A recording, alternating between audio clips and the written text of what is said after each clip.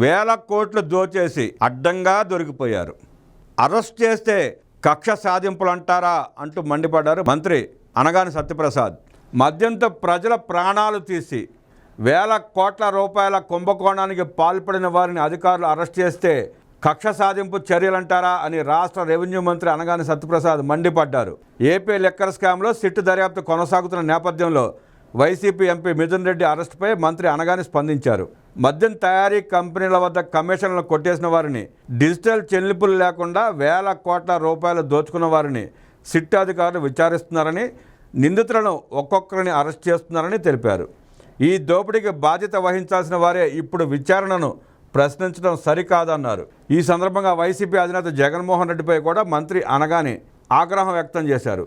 అధికారంలో ఉన్నప్పుడు అరాచక పాలన సాగించిన ఆయన ఇప్పుడు మొసలి కన్నీరు కారుస్తున్నారని ఎద్దేవా చేశారు.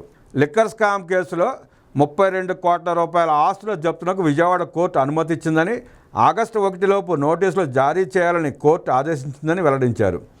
దర్యాప్తు మరింత ముమ్మరంగా కొనసాగుతుందన్నారు మంత్రి అనగాని.